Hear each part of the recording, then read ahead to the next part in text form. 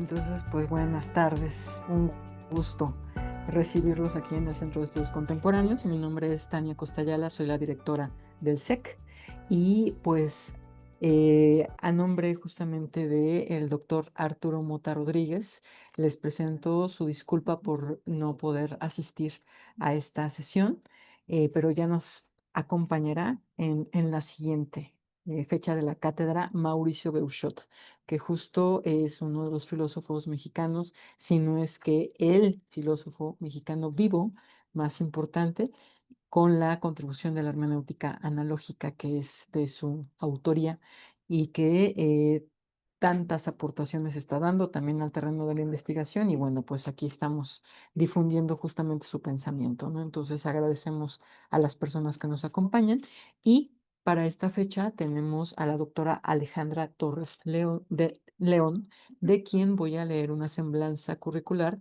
para dejarle la palabra para su presentación. Ella es licenciada en Educación Especial en el área de discapacidad intelectual. Es maestra en Pedagogía Crítica y doctora en Ciencias Sociales. Fue maestra de apoyo y directora de servicios de educación especial en preescolar y primaria en distintas geografías del estado de Chihuahua. Fundadora y subdirectora del Centro Latinoamericano de Pensamiento Crítico, CELAPEC. Actualmente es docente e investigadora de tiempo completo en el Centro de Actualización del Magisterio de Ciudad Juárez. Es miembro del Consejo Mexicano de Investigación Educativa, COMIE, miembro de la Red de Investigación de Chihuahua, REDIEG, miembro del Sistema de Investigadoras e Investigadores del SNI, miembro de la Asociación Filosófica de México. Es autora del libro El perverso juego de la inclusión y del libro Aproximaciones a la alteridad. Ha realizado diversas publicaciones de artículos y capítulos del libro que versan sobre críticas a los mecanismos de control y normalización de niñeces con discapacidad. Entonces, doctora, es un gusto tenerte aquí. Te cedo la palabra y les recuerdo que al final de la presentación daremos un espacio para preguntas y comentarios. Entonces, gracias. Muchas gracias, estimada Tania Costa. Gracias por la invitación. Me siento muy honrada porque, bueno, para mí Mauricio Beuchot, además de ser un amigo muy querido, es una persona a la que admiro mucho porque he tenido oportunidad de compartir varios espacios con él, tanto académicos como personales. Y yo siempre he dicho que Mauricio es una persona que él profesa su filosofía. O sea, él la vive y él es congruente. Mauricio es una persona, con esa frónesis, ¿no? Con la prudencia, con la sabiduría. Entonces, pues me siento sumamente honrada de esta invitación. Muchísimas gracias a la directora, a Tania, y pues gracias a todas y todos ustedes quienes nos acompañan ahorita en este momento. Voy a permitirme compartir un poco unas diapositivas que preparé para como facilitar el diálogo, ¿no? Para partir de una imagen. Ustedes díganme si pueden ver mi imagen. No sé, alguien que me pueda decir si se puede ver porque no. Sí, sí se ve, profesora. Ok, gracias, Israel. Ah, Bueno, voy a compartirles a continuación producto de alguna investigación que hice a propósito de algunos comentarios que recibí sobre, digamos, lo extremo de la propuesta de la pedagogía crítica, ¿no? Y entonces, en alguna ocasión platicaba yo con algunos colegas y discutíamos, ¿no? Discutíamos sobre, me decían, es que eso no es pertinente, ¿no? Es una propuesta muy radical y dónde queda el papel del maestro y qué va a hacer la maestra, ¿no? Entonces, pues porque si partimos de estos supuestos de la pedagogía crítica, pues digamos que las de abajo, los de abajo, que son quienes están en el último eslabón de la cadena alimenticia, por así decirlos, son los y las estudiantes. Entonces, bajo esta perspectiva, pues tiene un papel sumamente activo, ¿no? Pero entonces muchos docentes se sienten amenazados por esta participación tan activa, ¿no? Entonces, pues lo que yo hice fue construir una pedagogía analógica que consiste precisamente en una mediación prudente de varios elementos que se van como ensamblando precisamente, ¿no? Entonces, bueno, partiré diciendo que la hermenéutica analógica es una forma de leer el mundo. En la década de 1990, Mauricio Beuchot inicia la configuración de esta herramienta heurística que a la fecha ha permeado algunos de los campos de las ciencias sociales y las humanidades. La hermenéutica analógica dista de ser una opción unívoca, es decir, única, universal, exacta y rigurosa, y al mismo tiempo se distancia de ser tan relativa que termine en su defecto por ser equívoca. La hermenéutica analógica incorpora las ventajas de la univocidad y la equivocidad. Conjunta la inteligencia y la razón, pero además la fantasía y los sentimientos. La analogía presente en la hermenéutica de Beuchot la convierte en un ente intersticial. Esta postura hermeneuta configura su existencia entre los rígidos linderos del escepticismo propio de la modernidad y las ligeras y endebles fronteras del relativismo posmoderno. La hermenéutica analógica se fortalece de ambas posturas.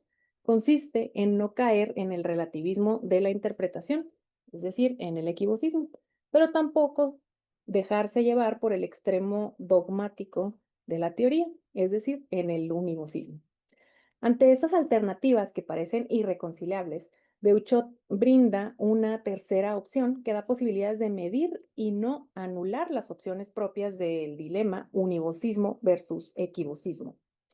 Implica jerarquizar las posibles interpretaciones en razón de su validez y a partir de este orden, descartar las opciones que por su cualidad de invalidez y falsedad sean tan lejanas que pierdan prudencia. La hermenéutica analógica es una tercera opción prudente, aquí aplica la frónesis, una opción intersticial que oscila entre el univocismo y el equivocismo. No niega ninguna de las posturas, sino que incorpora lo mejor de cada una de ellas en un ejercicio de orden y jerarquía que descarta naturalmente las opciones falsas e inválidas. Debido a la flexibilidad de la hermenéutica analógica, es utilizada en diversos campos de las ciencias sociales y las humanidades, en distintas partes de América Latina y de Europa. De aquí emerge la pertinencia de realizar una revisión filosófica sobre las aportaciones que posibilita la hermenéutica analógica en el campo de las pedagogías, en plural. Una posición política frente a las desigualdades es un criterio decisivo para la selección de los elementos unívocos y equívocos que llevarán a retomar de cada uno de ellos las aportaciones más valiosas y prudentes para la posible emergencia de una tercera opción, la analogía. Sin un claro posicionamiento político y un compromiso social, la hermenéutica analógica podría ser utilizada como una herramienta más para la legitimación de discursos coercitivos y o persuasivos que posibiliten el ejercicio del poder, la represión y la explotación de unos grupos hacia otros. Un ejemplo de esto se puede ver en algunas investigaciones en las que se utiliza la analogía como mediación, pero con fines de vigilancia y control de los espacios, con el pretexto de mejorar los procesos de enseñanza-aprendizaje. Estas producciones dejan de lado cuestiones como quién decide lo que se aprende, quién valora lo aprendido, qué intereses se encuentran detrás de los aprendizajes esperados. Una posición política y un compromiso social es imprescindible para la configuración de una pedagogía analógica. Estas implicaciones deben considerar que estructuralmente la formación social que predomina en la actualidad, que es el capitalismo, se sostiene de la apropiación del trabajo de unas personas por otras. Las personas que trabajan producen más valor durante su jornada laboral de lo que reciben como salario. La brecha entre el valor generado por la clase trabajadora y su salario se denomina plusvalor. Las ganancias de la clase capitalista se deben a la apropiación de este valor excedente. La noción de plusvalor permite comprender la explotación económica y las condiciones propias del capitalismo. En una formación social como esta, predominantemente capitalista, la población se encuentra en una permanente lucha de clases. En síntesis, puede resumirse en el conflicto que existe explotados versus explotadores. Las diferencias que escinden o separan a la población en estas dos clases son generadas de forma estructural. Por lo mismo, en ocasiones Muchas gracias. resulta complejo tener Aquí hay otra lista, por un favor, si me ayuda. acercamiento al fenómeno social, ya que no se trata de un hecho observable, sino padecible. La formación social, que es predominantemente capitalista, adquiere legitimidad gracias a la colaboración de los aparatos ideológicos de Estado. Estos aparatos se configuran en instituciones que tienen funciones mecánicas, es decir, generan mecanismos de persuasión. Los aparatos ideológicos del Estado, estos a los que hace referencia Althusser, se encargan de crear y difundir contenido ideológico. Este contenido dirige sus esfuerzos a que las dos clases que conforman la formación social capitalista, explotados y explotadores, den por supuesto que el actual estado de cosas es natural, es necesario y es justo. Entre los aparatos ideológicos se encuentran, por supuesto, la religión, la familia, pero además la escuela. Debido a que la educación y sus instituciones son espacios en los que se producen y reproducen discursos e ideologías hegemónicas, las pedagogías analógicas deben reconocer que las desigualdades sociales no son consustanciales a lo humano. Las implicaciones de este reconocimiento radican en cuestionar toda arbitrariedad en la que se fundamente la explotación y la violencia ejercida hacia las personas y hacia la naturaleza en general. Una pedagogía analógica debe posicionarse del lado de la clase explotada, pero no para permanecer allí y conservar las cosas tal cual están, sino para llevar a cabo acciones que transformen estas estructuras. Además, quien se posiciona en una pedagogía analógica tampoco debe buscar ocupar una posición entre quienes conforman la clase explotadora. Una pedagogía analógica debe favorecer el desmembramiento de la falacia dicotómica que existe entre ambas clases sociales, pues es precisamente la existencia de estas clases en donde la explotación guarda y justifica su razón de ser. Debido a la proliferación de estos contenidos ideológicos que privilegian y promueven los saberes hegemónicos, hay peligros latentes en esta propuesta, es decir, en esta que les estoy compartiendo yo de la pedagogía analógica. Está el peligro de la asimilación, de la autoopresión y de la autonegación de los grupos subalternos. La primera, que es la asimilación, consiste en la incorporación de nuevos elementos a un esquema preexistente, y esta me refiero a la asimilación de Piaget, ¿no? Es decir, que la pedagogía analógica corre el riesgo de ser asimilada, por los discursos hegemónicos. Por su parte, la autoopresión consiste en la forma en que las y los grupos o los sujetos oprimidos participan de forma consciente o inconsciente en su propia opresión. Y la autonegación involucra procesos conscientes o inconscientes que implican la negación o el rechazo de sí mismos o del grupo social al que pertenecen. Estos peligros pueden evitarse siempre que se tenga claro un posicionamiento político y un compromiso social que permita develar, en todo caso, si existen intenciones de explotación, de lucro y acumulación desmedida por parte de aquellos saberes poderes globales que intentan asimilar los discursos divergentes para promover la autoopresión, la autonegación de los grupos o los sujetos subalternos.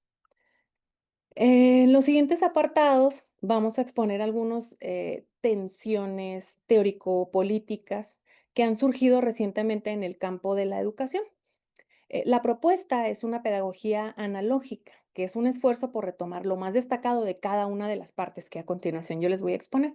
El criterio que utilicé para seleccionar estas aportaciones es el compromiso social a favor de la transformación estructural y cultural de las condiciones que generan desigualdades sociales. Y pues la metodología obviamente está configurada a partir de la propuesta metodológica de Mauricio Beuchot, que es la hermenéutica analógica. Bueno, voy a hacer una pequeña, digamos, discusión aquí basada en estas dos propuestas, ¿no? Entre la pedagogía crítica y las pedagogías decoloniales. Desde la década de los 60, Freire, inspirado en los aportes de la Escuela de Frankfurt, contribuyó con valiosas reflexiones y análisis para conformar una pedagogía que desafiara las posturas más tradicionales de este campo. A partir de estas contribuciones de Freire, otros teóricos pedagogos como Henry Giraud y Peter McLaren hicieron aportaciones importantes a la construcción de lo que hoy conocemos como pedagogía crítica. De estos referentes emergieron nuevas singularidades a partir de las cuales la pedagogía crítica se ha nutrido. Esta pedagogía crítica son esfuerzos teóricos y prácticos de visibilizar que las desigualdades sociales son producto de condiciones históricas propias de la formación social, que ya dijimos que era predominantemente capitalista. La pedagogía crítica reconoce además las múltiples maneras en las que cobran forma los actos contestatarios de quienes participan en procesos de aprendizaje, esto que conocemos como la resistencia y la oposición. Contrario a los supuestos de la pedagogía tradicional, que supone que la educación debe ofrecer posibilidades para adaptarse a los estudiantes, la pedagogía crítica brinda pero posibilidades de transformación y pone elementos también para cuestionar cualquier mecanismo de segregación y de jerarquización social. Ahora, por otro lado, en Latinoamérica han surgido algunos argumentos que cuestionan las producciones filosóficas y pedagógicas enunciadas desde Occidente, por Henry Giraud y por Peter McLaren. Curiosamente, estas propuestas de coloniales también se inspiran en Freire. Entre ellas destacan las premisas que esgrimen Santiago Castro Gómez, Walter Miñolo, Nelson Maldonado Torres, Catherine Walsh, Dussel, de Sousa Santos, entre otros. Este grupo de teóricos y teóricas buscan hacer visibles los procesos de dominación propios de la modernidad colonialidad y pretenden también eliminar toda clasificación racial impuesta por estas lógicas. Pretenden cuestionar y erradicar las formas en las que se construyen los saberes locales desde Occidente. Exploran también nuevos trazos que permiten reconfigurar las estructuras que conforman los campos del saber, el poder y la subjetividad. Bueno, tenemos entonces, por un lado, las propuestas occidentales de la pedagogía crítica y por otro lado, las apuestas decoloniales que cuestionan la producción de saberes. Y entonces ahora estamos ante una disyuntiva, que aparentemente es un asunto cartográfico, ¿no? Es decir, de dónde viene tu propuesta? ¿De dónde está saliendo? Es decir, ¿de qué punto geográfico, no? Bueno, la hermenéutica analógica entra en juego aquí y adquiere un significado trascendental. Beuchot dice que en tales casos tienen cabida varias interpretaciones de un mismo acontecimiento, y no solo una. En este caso se trata no de otorgarle carácter unívoco a las propuestas occidentales, de tal forma que se termine por negar las aportaciones de coloniales, pero tampoco hay que anular los aportes occidentales, nada más porque sí, ¿no? Es decir, no vamos a tirar el agua de la bañera con todo y el bebé. No se trata de continuar entonces con una dicotomía que disgregue las propuestas pedagógicas y que haga una clasificación de los aportes a partir de una categoría cartográfica. La propuesta de Beuchot hace un llamado a rescatar lo mejor de cada una de estas. ¿Y cuál es eso? Pues es la manifestación de un compromiso político y social en contra de las desigualdades. Es el compromiso social y el posicionamiento político que ambas partes manifiestan lo que va a venir a mediar entre ellas. Tanto los exponentes de la pedagogía crítica como norteamericana, como los pensadores y pensadoras decoloniales, dejan claro que están en una lucha frontal contra el capitalismo y contra las formas más violentas de opresión. Así, una pedagogía analógica se nutre de las intenciones de la pedagogía crítica, que esta pedagogía crítica retoma la intención de visibilizar las estructuras que generan desigualdades y también quiere reconocer que las escuelas son espacios de lucha y de resistencia que que permiten transformaciones. Por otro lado, la pedagogía analógica se sustenta también de estos aportes del giro decolonial y hace manifiesta su tendencia a impedir la asignación epistemológica de saberes occidentales que niegan o minimizan los saberes locales. Y pasamos a otro espacio, digamos a otra pugna, que es entre lo local y lo global.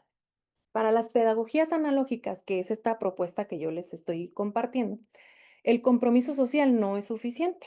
La pedagogía implica además una intención consciente de que alguien aprenda algo. Eso es la pedagogía.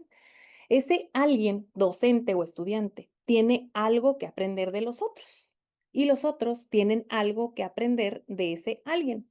Y al mismo tiempo, como dice Freire, ambas partes están mediadas por el mundo del que forman parte y del que también aprenden algo.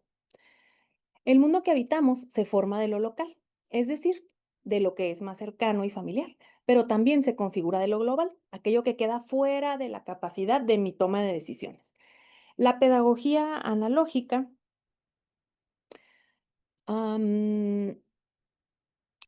contempla que los saberes locales están articulados a saberes y acontecimientos globales. Es decir, propicia un acercamiento a aquellos elementos que configuran lo local. La familia, las costumbres, las tradiciones, los regionalismos, las formas de relación particulares propias de cada geografía que se habita. Pero también hay que acercarnos a las políticas internacionales, al contexto global, a los conflictos actuales entre naciones, al mercado bursátil, a la inflación y sobre todo a la forma en la que estos fenómenos globales van configurando nuestros espacios locales que habitamos. Ahora, vamos a mediar, ¿no? Un ejercicio hermenéutico permite retomar de forma prudente los saberes locales y los globales. Esto implica una propuesta similar a la que expone Beatriz Calvo cuando habla de los enlaces clave. Este es un método histórico que permite articular situaciones concretas y cotidianas con procesos sociohistóricos más amplios. Una pedagogía analógica, que es la que yo estoy proponiendo, reconoce que los acontecimientos, los hechos y las estructuras locales son producto, a su vez, que producen subjetividades propias de un espacio y un tiempo específico. Pero esto no impide mantener una ceguera o negación política que reconozca lo que ocurre en los pequeños espacios. ¿Sí? Esto también está articulado con procesos sociales, políticos y culturales que ocurren en otros espacios y en otros momentos. Las pedagogías analógicas oscilan entre lo local y lo global, sin olvidar el compromiso social a favor de quienes padecen cualquier tipo de opresión. Otras tensiones se observan en las propuestas de lo decolonial y lo occidental. También ahí aparentemente hay unas pugnas irreconciliables, ¿no? El acto pedagógico debe contemplar la validación de los saberes locales y de los occidentales. La perspectiva del giro decolonial, promovida por el grupo Modernidad Colonialidad, hace una severa crítica a las aportaciones de los saberes europeos. Estas críticas intentan dejar de lado aportaciones teóricas que transformaron al mundo en su conjunto.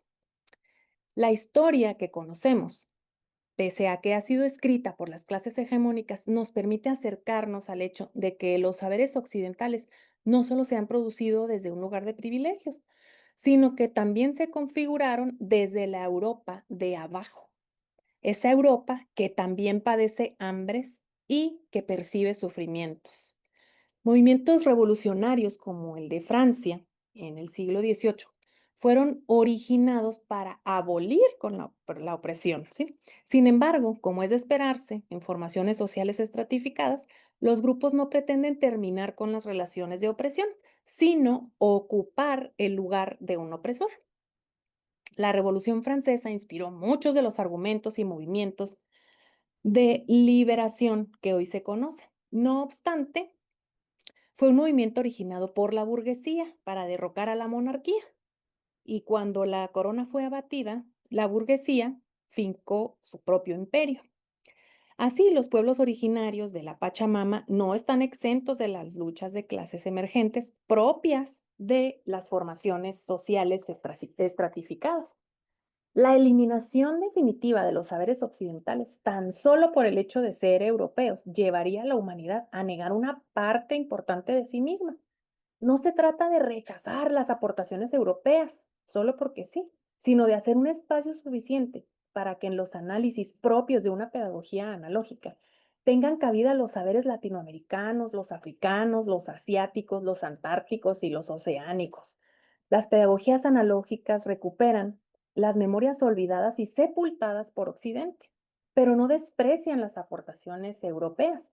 Una pedagogía analógica conserva un compromiso social con el rescate de saberes y cosmovisiones de otras latitudes y de otros tiempos. Y para articularlo, vamos ahora a una discusión temporal. Estamos entre la hora y el antes, entre lo histórico y lo actual. Las pedagogías analógicas profundizan en el momento actual, pero no minimizan los acercamientos históricos a abstracciones complejas. Una pedagogía analógica analiza de manera sobredeterminada, esta es una noción psicoanalítica, las condiciones actuales. Una pedagogía con compromiso social contradice el actual estado de cosas que permite y genera la opresión de unos grupos sociales por otros. Sin embargo, estos cuestionamientos no pueden ser del todo congruentes, pertinentes, complejos y concretos si no se estudia el fenómeno cuestionado desde su conformación histórica. De poco sirve si se realizan análisis de las condiciones sociales actuales. Es infructuoso que se profundice en la complejidad del presente para llegar a las abstracciones que solo tienen sentido y validez en un momento y en un espacio concreto.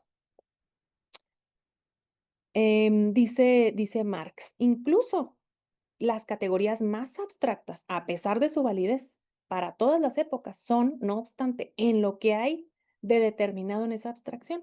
El producto de condiciones históricas es producto de condiciones históricas y poseen plena validez, pero solo para esas condiciones y tienen límites. Una pedagogía analógica propicia acercamientos a fenómenos y acontecimientos sociales, naturales, físicos, astronómicos, psicológicos, sociológicos, a partir del cual es el estado de cosas. Esto implica el estudio de situaciones concretas que más adelante llevarán a la configuración de nuevas abstracciones. Estas abstracciones actuales deben acompañarse de revisiones históricas a su vez, tanto de esas abstracciones como de concreciones pasadas. Gramsci nos advierte sobre la importancia de los estudios históricos para un acercamiento a las formas de producción de subjetividades de los grupos subalternos. Dice Gramsci que la novela histórica, generalmente escrita por la clase dominante, representa a las personas de las clases subalternas y afirma que no tienen historia, o sea, cuya historia no deja huellas en los documentos históricos del pasado. Por ello, dice Gramsci, los humildes son a menudo presentados como maquetas populares, con benignidad irónica, pero sobre todo irónica, dice Gramsci. Los grupos subalternos adquieren identidad y significado en la medida en que la clase dominante los nombra. Es la clase dominante la que define y nombra a los grupos subalternos. Para evitar que las clases subalternas sean definidas por los grupos dominantes, Gramsci se remite a la filosofía de la praxis como una forma que tienen las clases subalternas para educarse a sí mismas y evitar los engaños de otros grupos hegemónicos. Como ideología, la filosofía de la praxis es una creación inorgánica.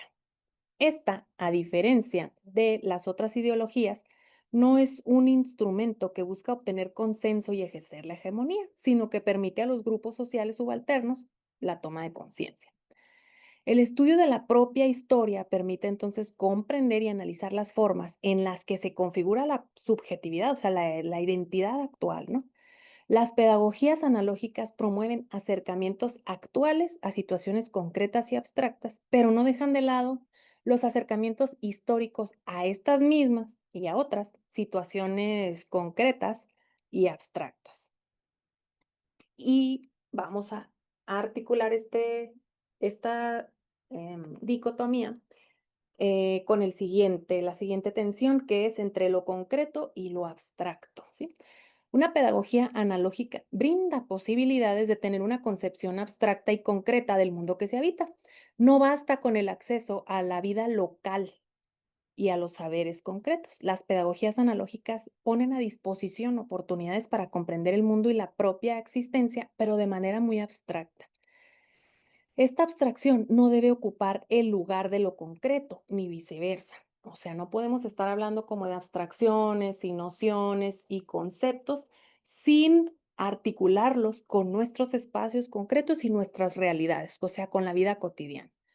La hermenéutica analógica nos permite la posibilidad de ir de lo concreto a lo abstracto y al revés, las veces que sea necesaria para complejizar el mundo. ¿Sí? Yo les voy a poner un pequeño ejemplo, ¿no? Sobre la concreción y la abstracción. Ustedes pueden leer acá una cita de Marx, pero yo les voy a poner un ejemplo sencillo, otro ejemplo, que es el ejercicio del bosque. Yo lo he llamado el del bosque. Consideremos al bosque una concepción abstracta. El bosque es un concepto, ¿cierto? Es una noción, es un significado, pero a su vez se conforma de pequeñas concreciones, o sea, hojas, insectos, hongos, humedad, niebla, son pequeñas concreciones.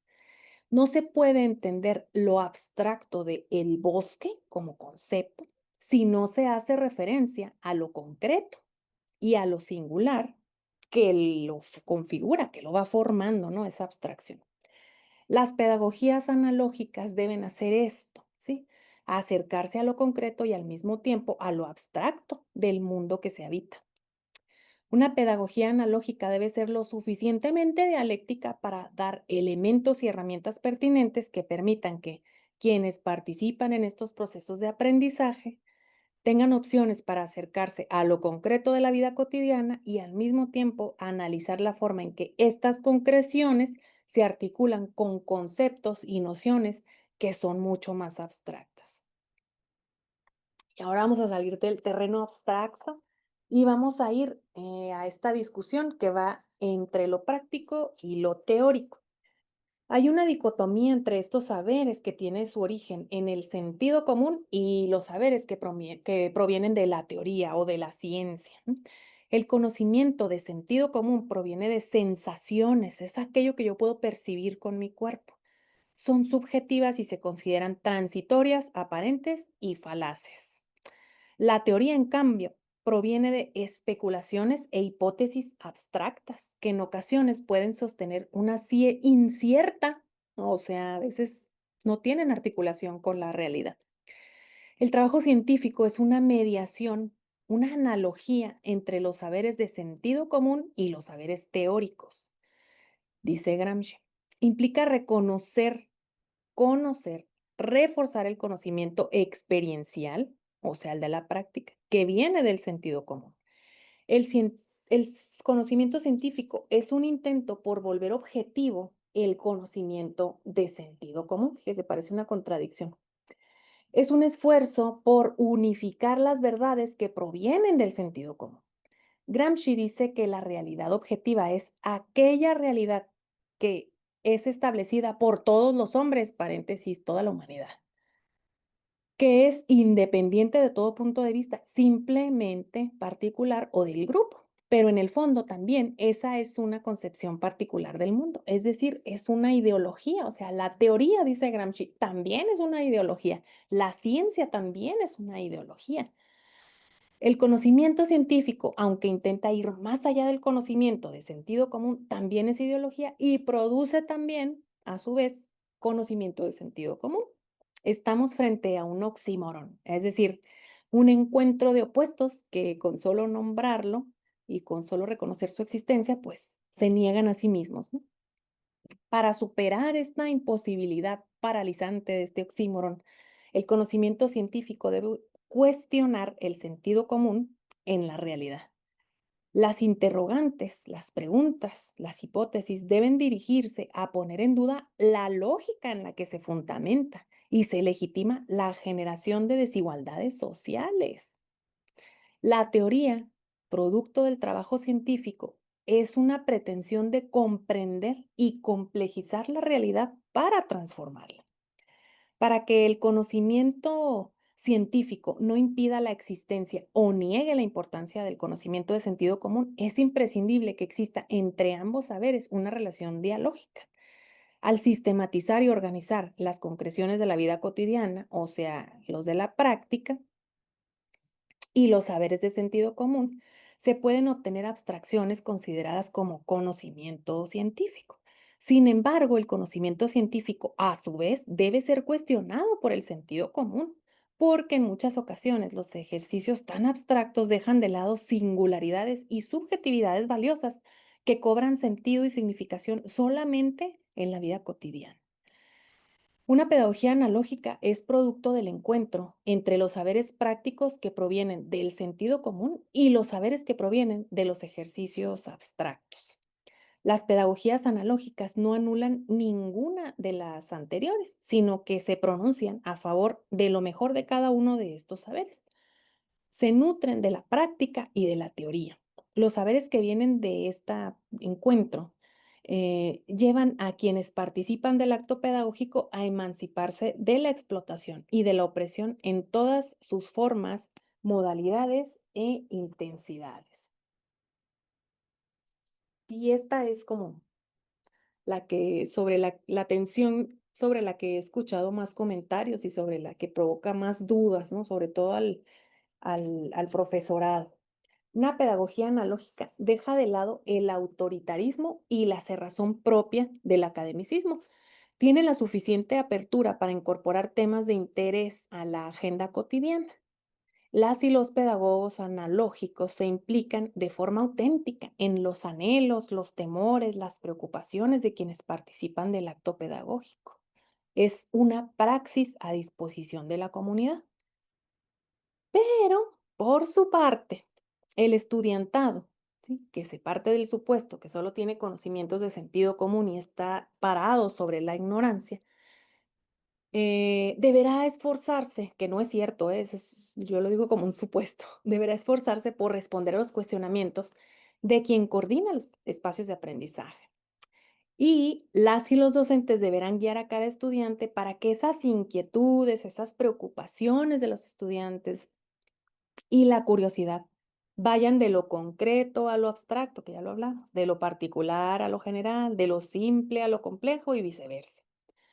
La coordinación y el diseño de ambientes de aprendizaje que llevan a cabo los profesores, las profesoras, deben dedicarse a que durante la convivencia entre iguales, las y los estudiantes expandan, como dice Vygotsky, su zona de desarrollo próximo.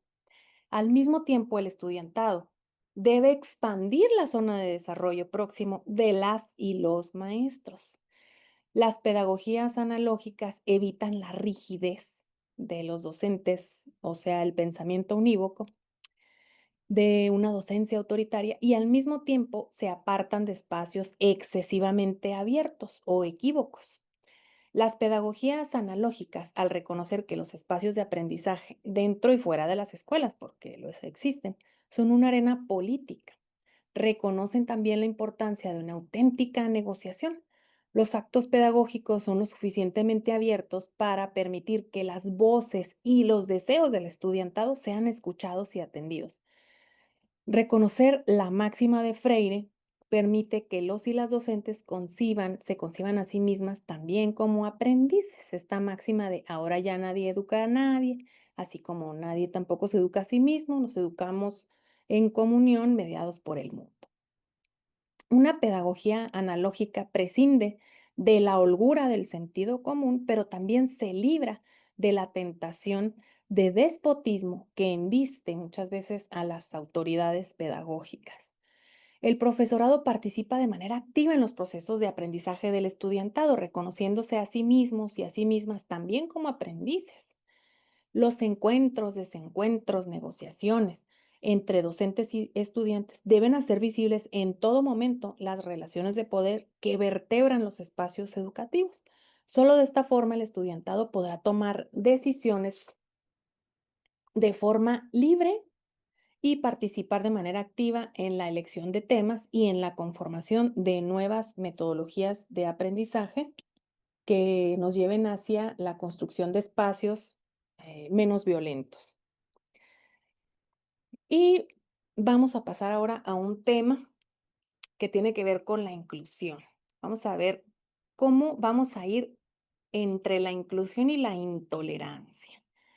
La pedagogía crítica como un acto, consciente de expandir la zona de desarrollo de quienes participan en un espacio común, así como les dije. Además, tiene la pedagogía el compromiso social de emanciparse, ¿sí? Debe entonces ser producto de quienes participan directa y activamente en procesos de aprendizaje y no solo en la imposición de una clase hegemónica. La pedagogía analógica debe asumir una posición política frente a las desigualdades sociales. Esto lleva a quien la practique a suponer que las condiciones que permiten, generan y legitiman las desigualdades sociales deben ser erradicadas. Para ello, quienes participan en estas pedagogías analógicas deben de prestar atención a las artimañas que utilizan las clases dominantes para tener la hegemonía. Esto es, las clases hegemónicas utilizan discursos, ¿sí?, que contienen elementos de los intereses de las clases oprimidas. Utilizan palabras y hacen pensar las clases hegemónicas que nosotras, las clases oprimidas, eh, anhelamos, ¿no? Consumir o ser aquello que nos dicen las clases hegemónicas. Así, de esta forma, las clases o grupos subalternas eh, terminan como complicándose para identificar a qué intereses responden los actos y los discursos de las clases hegemónicas. Cuando esto ocurre, dice Slavoj Zizek, estamos hablando de ideología, o sea, la mezcla de discursos, de elementos y de intereses son un asunto ideológico y es precisamente cuando se calla la ideología, cuando los discursos y los actos son más ideológicos. La noción de inclusión es un ejemplo de esto. El discurso de la inclusión es considerado como políticamente correcto, pero los supuestos filosóficos que están detrás de esta noción son cuestionables. La inclusión supone que la apertura de una comunidad debe permanecer, ¿no? O sea, hacia la diferencia. Debe la comunidad estar abierta a la diferencia. Pero esta apertura conlleva que cualquier extraño pueda entrar y pueda permanecer a la comunidad, incluso continuando su extrañeza. Se parte del supuesto de que esta inclusión implica igualdad de oportunidades y de acceso y de pertenencia a un espacio. Es importante mencionar el aspecto de la propiedad privada. La vida privada, ajá, o sea, la propiedad privada, contempla aspectos que se consideran como personales o íntimos propios de un individuo. Así, asuntos como la propiedad privada, la religión, el género, etcétera, se consideran asuntos de la vida privada. Por otro lado, están los aspectos de la vida pública, o sea, aquellos que se llevan a cabo en la sociedad civil. A esta categoría pertenecen servicios públicos como la educación, la salud, etcétera. Cabe destacar que los aspectos de la vida privada configuran singularidades que garantizan, favorecen, impiden o dificultan el acceso a la vida pública. Dado que el Estado está impedido para regular la vida privada, los aspectos antes mencionados en muchas ocasiones son un obstáculo para que cualquiera pueda acceder a la comunidad, aunque ésta se autodefina como abierta o incluyente. Voy a poner un pequeño ejemplo. Se dice que la escuela es pública y que es inclusiva y que está abierta para todo el mundo, pero no todo el mundo tiene condiciones materiales que le permite llegar a la escuela, ¿cierto? Pero el discurso es, somos inclusivos, ¿de acuerdo? Mientras el Estado no regule la vida eh, privada de las personas y no asegure que en realidad ese servicio va a ser gratuito y va a ser del acceso y permanencia en realidad total, general y universal, mientras el Estado no regule la vida privada, o sea, la propiedad privada, no puede estar hablando de inclusión. Lo mismo ocurre, por ejemplo, con las carreteras.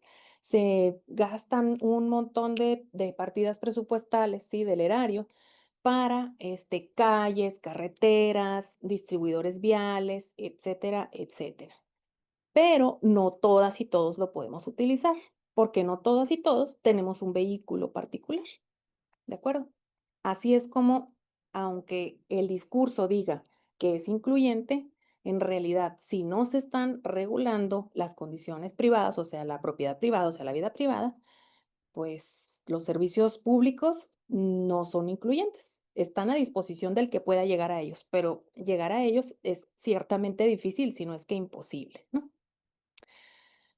Bien, los grupos hegemónicos, es decir, quienes deciden cuáles son los criterios a partir de los cuales se nombra a los otros, esos grupos subalternos. Y además, son grupos privilegiados que deciden cuáles otredades son susceptibles de ser incluidas. O sea, nombrar al otro, a la otra, ¿sí? A la otredad. Es también decir quién se va a incluir en la comunidad.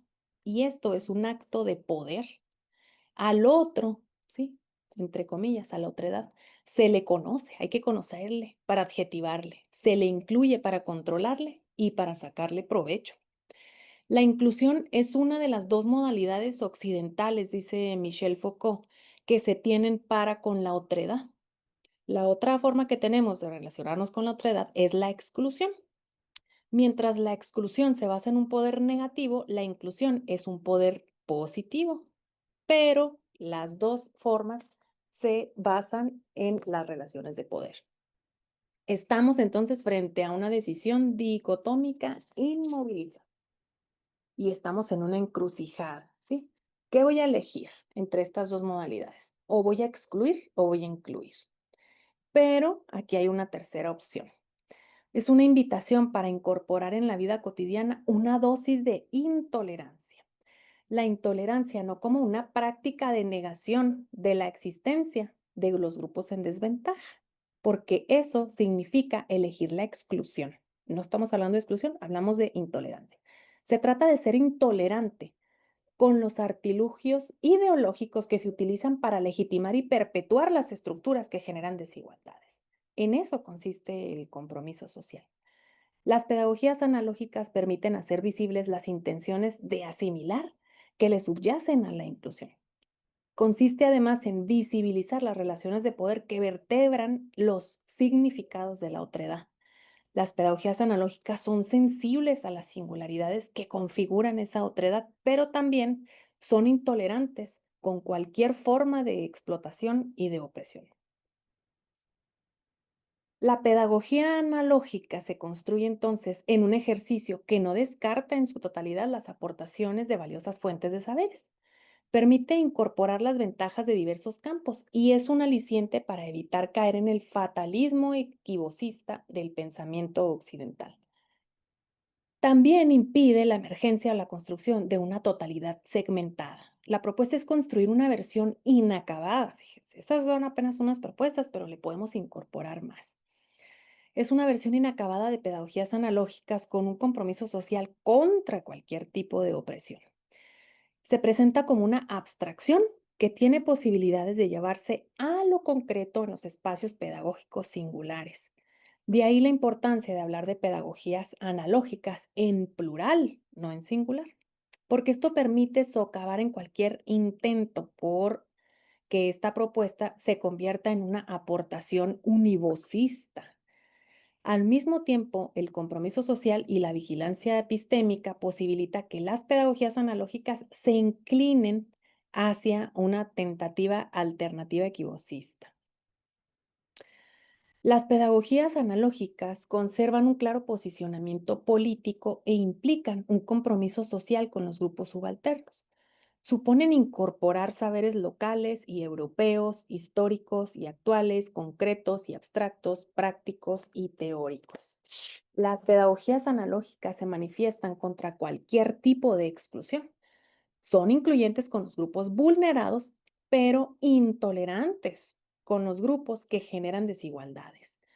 Una pedagogía analógica permite que el estudiantado participe de forma activa en la toma de decisiones, pero comprende que el profesorado posee conocimientos para organizar, sistematizar y potenciar esas oportunidades de aprendizaje. Al mismo tiempo, las pedagogías analógicas ven en el profesorado a un aprendiz con posibilidades de repensarse a partir de la curiosidad del estudiantado. Desde esta posición epistemológica, las pedagogías analógicas brindan posibilidades de hacer visibles las desigualdades sociales y la exclusión. Solo en la medida en que se hagan visibles estas estructuras que producen y reproducen desigualdades, emergen posibilidades de que, en colectivo, podamos diseñar estrategias de aprendizaje y acción que permitan minimizar o acabar con la opresión. Esta propuesta de pedagogías analógicas es un campo de posibilidades abiertas a la incorporación de saberes articulados siempre a favor de la eliminación de desigualdades. Bueno, les dejo acá un poco de mi bibliografía, mis fuentes que estuve consultando para hacer este pequeño ensayo, esta pequeña investigación. Y les agradezco muchísimo. Gracias, Tania, por la invitación. Gracias al Centro de Estudios Contemporáneos y gracias a todas y todos ustedes por darme el espacio de compartirles este ejercicio. Voy No, a dejar de compartir pantalla. muchas gracias, doctora. Ha sido un gusto porque además del recorrido que es evidente en cuanto al el campo que te ocupa en tu investigación y también en la práctica, la cuestión tiene que ver con una integración de procesos que nos dirigen justamente a resignificar la propuesta de la hermenéutica analógica, ¿no? Entonces, pues abrimos espacio para comentarios y preguntas. Yo comenzaré con una, fíjate, porque me ha llamado mucho la atención en el modo de relación que planteas entre el psicoanálisis y un cruce también con la hermenéutica analógica, pero además la cuestión pedagógica, ¿no? Entonces, bueno, yo estoy en la praxis psicoanalítica. Claro que me he acercado a los textos que trabaja el doctor Burchot al respecto y me ha interesado mucho el modo en cómo tú estás haciendo estos recorridos, ¿no? Me gustaría mucho escucharte. ¿Qué es lo que te ha interesado para pues digamos, los componentes pedagógicos de este cruce entre hermenéutica analógica y psicoanálisis? Bueno, fíjate que no estoy como tanto inclinada hacia el análisis, hacia el psicoanálisis clínico, sino más bien a la parte filosófica, ¿no? Sobre todo hay una propuesta que emerge inicialmente de Althusser en este libro que se llama Para leer el Capital. Entonces ahí él nos propone, no es como qué necesito para leer el Capital, sino más bien es una relectura, ¿no? Pero distinta, es como una lectura epistemológica del Capital. Y entonces él toma ahí en ese libro, porque le va como dando seguimiento, ¿no? A las nociones como más, digamos, significativas del capital, pero saca precisamente la noción de sobredeterminación de Freud. Entonces, si recordamos esto, es como, pues ya ven que a Freud, ya saben todas las incriminaciones que se le hacen al pobre de Freud. Y entonces lo acusan de pansexual, ¿no? De que ve, penes y vaginas en todos lados y que el falo y que estas incriminaciones, ¿no? De gente que regularmente no conoce a profundidad el psicoanálisis, pero entonces le dicen, ay, pues es que entonces, todos van a tener, le hacen una acusación, todos tienen neurosis, ¿no? Y entonces dice él, a ver, no, espérame tantito, y Freud escribe un ensayo, en donde él va a responder que la neurosis no es como que aparece así porque así, sino que tiene varias causas, ¿no? De ahí viene la noción de sobredeterminación, que me parece que es mm, muchísimo más anterior a la propuesta de la complejidad, pero ya es una propuesta de complejidad, ¿cierto? Es decir, dice Freud, a ver, debe haber causas específicas que le dan especificidad, que ocurren en la primera infancia, pero también tiene que ver con la vida actual y también tiene que haber una causa desencadenante y también tiene que tomarse en cuenta el temperamento de la persona, de tal forma que no se le puede atribuir a una sola elemento la detonación de una neurosis, ¿no? Es como más o menos cuando si decimos, ay, le dio diabetes porque se asustó, ¿no? Por un susto. Y es como, no, a ver, espérame, o sea, tiene antecedentes familiares, tiene una mala alimentación, no hace ejercicio y luego ocurrió ese susto, más todas esas causas, fue lo que desencadenó, ¿no? Entonces, más bien tomo la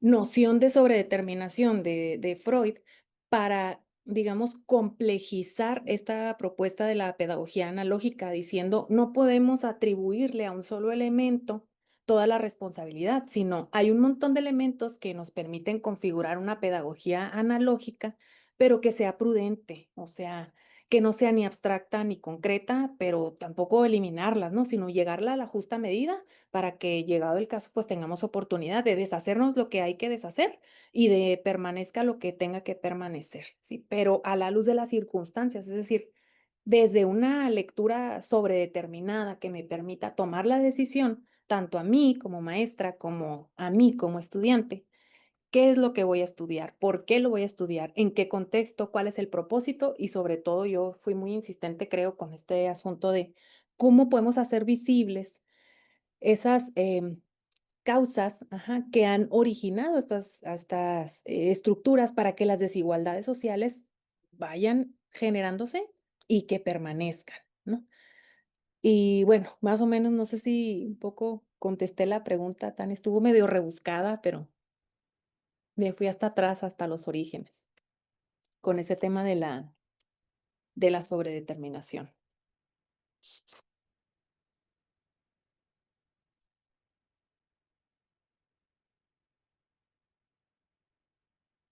No sé si alguien más. Muchas gracias, doctora. Sí, no sé si alguien más quiera comentar sobre lo escuchado.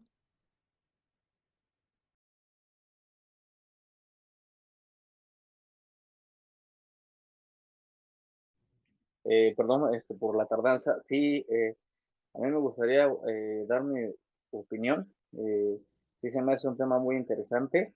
Eh, y pues, sí, ahora sí puedo dar mi perspectiva, ¿no? Desde los orígenes, eh, pues sí, la división, ¿no? De los conceptos desde, voy a tomar un poquito el campo, pues, del- de la cultura griega, ¿no? En lo que era los filósofos, los presocráticos, ¿no? Parménides y Heráclito, ¿no? Que tenían sus concepciones distintas, ¿no? Sus puntos de vista distintos.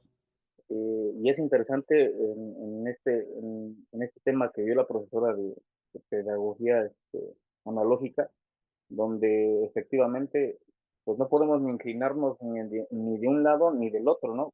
Se necesitan ambos para, pues sí, de cierta manera dar una concepción o una no completa, porque pues al final de cuentas cada cabeza es un mundo, ¿no? Y la perspectiva es pues, muy subjetiva.